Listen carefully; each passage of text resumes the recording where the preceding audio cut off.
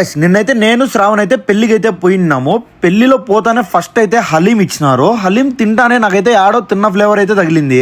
మళ్ళీ చూస్తే మక్క రెస్టారెంట్ వాళ్ళు అయితే స్టాల్ పెట్టినారు, హలీం స్టాల్ అయితే.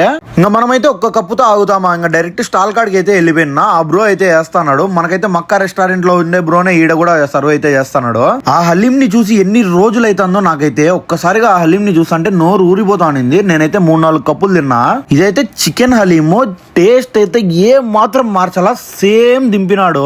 పెళ్లికి అనేసి రెస్టారెంట్ కనేసి 2 టేస్ట్లు అయితే ఏం లేవు, అన్ని ఒకటే టేస్ట్ ఉంది. రెస్టారెంట్ లో అయినా పెళ్లిలో కూడా.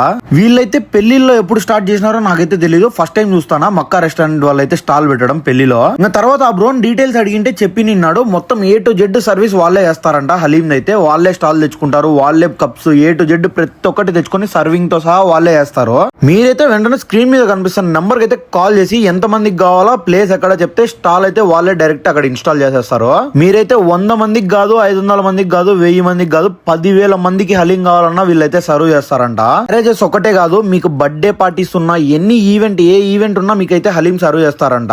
ఇంకా ఏమైనా డీటెయిల్స్ కావాలంటే స్క్రీన్ మీద కనిపిస్తున్న నెంబర్ కాల్ చేయండి, ఆ బ్రో అని మిగతా అన్ని చెప్తారు. మీరైతే మన ఛానల్ సబ్స్క్రైబ్ చేసుకొని ఇన్స్టాల్ ఫాలో అవ్వచ్చు కదా బూయ్.